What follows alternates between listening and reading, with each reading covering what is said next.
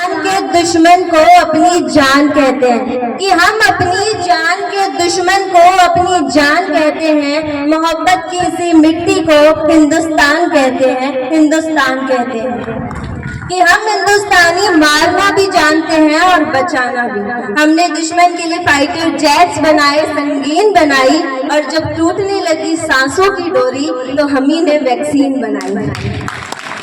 Good morning, Ram Ram, सत श्री अकाल।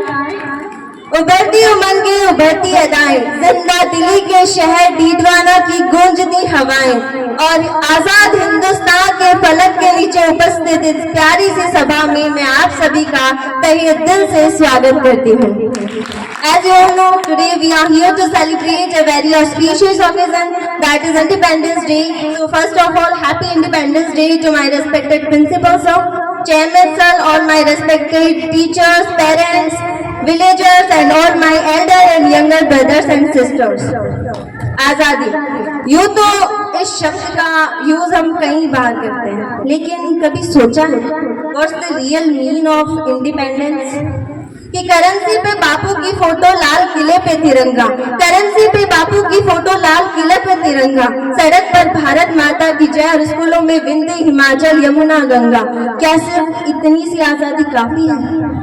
क्या बस इतनी सी आजादी के लिए वो जनेऊधारी कंपनी बाग में अकेला ब्रिटिश फौज से लड़ गया था? और क्या सिर्फ इतनी सी आजादी के लिए वो 23 साल का सरदार फांसी चूमकर फंदा चढ़ गया था? क्या सिर्फ 1.5 गज कपड़े के लिए नेताजी ने हिटलर को आग दिखाई थी? और क्या सिर्फ नोटों पे छपने के लिए बापू ने सीने पे गोली खाई थी? इस देश में आजादी के 1 या 2 नहीं, 135 करोड़। आजादी वो है जब ना सपनों के दरख्त फलने से डरे और ना टूटी हुई चप्पलें डिजाइनर जूतों के साथ चलने से। आजादी वो है जब झुके हुए सरों का मुकद्दर बदल जाए और खोलियों के दिलों से हवेलियों का डर निकल जाए। आजादी वो है जब अमन के गीत गाते हुए गले से लहू ना आए और अमरूदों के मौसम में बारूदों की बू ना आए। बेखौफ जीना हमारा हक है और यह हक बुनियादी है। घबराओ मत, बढ़ते रहो, बस अगले मोड़ पर थोड़ा सा आगे आजादी है। कहते हैं कि आजादी का असली मतलब सिर्फ वही समझ सकता है जिसने कभी गुलामी की हो, और हम बहुत खुशनसीब हैं कि हमने स्वतंत्र हिंदुस्तान की खुली हवाओं में जन्म लिया। लेकिन ये आजादी इतनी सस्ती नहीं थी। इस आजादी को पाने के लिए न जाने कितने माताओं के सूरज डूब गए। भगत सिंह, सुखदेव, महात्मा गांधी। हाँ, मैं मानती हूँ कि महात्मा गांधी के चरखे से आजादी नहीं आई, लेकिन अगर चरखा नहीं होता तो भी शायद नहीं आती। भगत सिंह वो 23 साल का सरदार, जब वो 12 साल के थे तो जलियांवाला बाग हत्याकांड हुआ और वहाँ खून से सनी हुई उस मिट्टी कि इन अंग्रेजों को अपने देश से भगा कर रहूंगा। उस समय उस छोटी सी उम्र में जब उनके साथ वाले शायद गुड्डे गुड़ियों से खेल रहे थे तो उनके खून में एक अलग ही उबाल था।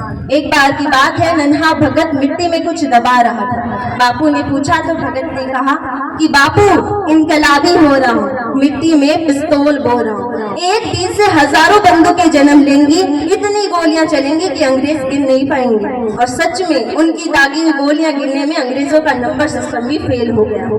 महात्मा Gandhi, father of the nation, हम उनके बारे में बहुत कुछ बुरा कहते हैं, मैं ही नहीं आप सब भी कहते हैं। अगर वो महान नहीं होते तो आज करेंसी पे उनकी जगह हमारी भी फोटो होती। अगर वो महान नहीं होते तो आज ऑफिसों में, दफ्तरों में उनकी जगह अपनी अपनी तस्वीरें टांग रहे होते। वो महान थे, है और रहेंगे। उनकी एक आवाज पर पूरा हिंदुस्तान उनके पीछे चलता था, इसलिए वो महान थे। कहते हैं कि एक देशभक्त 2 बार मरता है, एक बार तब जब उसके प्राण उसके शरीर को छोड़ देते हैं, और एक बार तब जब हम उनको याद करना छोड़ देते हैं। तो आज का दिन मैं उन्हीं शहीदों के नाम करती हूँ जिनकी वजह से आज हम यहाँ पे खड़े हैं।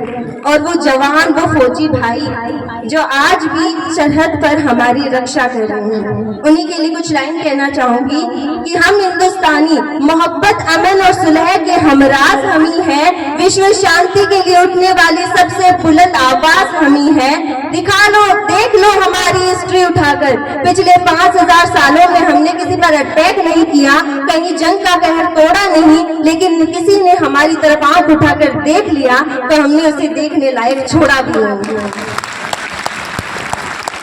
कहते हैं कि साइंस कहता है कि कोई भी इंसान नहीं सह सकता शून्य से नीचे और 50 से ऊपर का तापमान। शून्य से नीचे चटक जाती है हड्डियां और 50 से ऊपर पिघल जाती है मांसपेशियां। तो वो कौन है जो सियाचिन के ग्लेशियर में -30 डिग्री पर भी तिरंगे के तार कस रहे हैं? तो वो कौन है जो कि बाड़मेर की चिलमिलाती धूप में भी ठाके लगाकर हंस रहे हैं? ऐसी जाबाजियां हान मास के पुतलों में कहां? इसके लिए तो कोई यक्ष या देवदूत चाहिए, फौजी खुदा के भेजे हुए फरिश्ते हैं, कोई और सबूत चाहिए? तो आज का दिन मैं उन्हीं के नाम करना चाहती हूँ। अब बात करते हैं हम रियलिटी की, जो आज हो रहा है।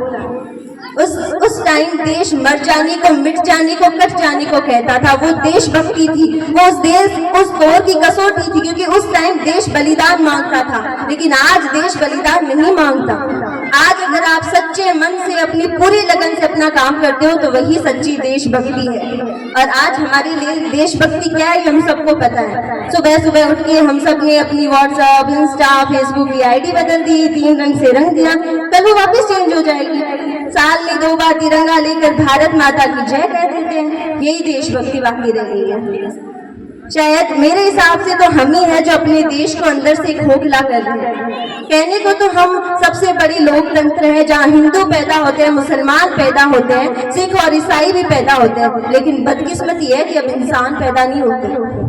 और एक राष्ट्र निर्माण के लिए न हिंदू चाहिए न मुसलमान चाहिए, बस एक सच्चा इंसान चाहिए।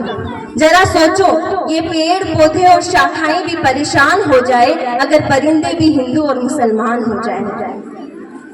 इसके साथ मैं कुछ कहना चाहूंगी कि मैं उस भारत से आती हूँ जिसके होठों पे गंगा और हाथों में तिरंगा है। मैं उस भारत से आती हूँ जिसके होठों पे गंगा और हाथों में तिरंगा है। मैं उस भारत से आती हूँ जो वसुधैव कुटुंबकम के सिद्धांत पर जिया। मेरा भारत वो नीलकंठ है जिसने खुद विष पीकर दुनिया को अमृत दान किया। मैं गौतम के भारत से आती हूँ, जहाँ एक बेटा अपने देश के लिए वनवासी हो जाता है। मैं राम के भारत से आती हूँ, जहाँ पिता की एक बात पर बेटा सिंहासन छोड़कर वनवासी हो जाता है। Thank you so much again. Very very very happy Independence Day and have a very very nice day. Thank you. बड़े ही प्यारे लग रहे हो आप, बहुत ही सुंदर और मधुर लग रहे हो।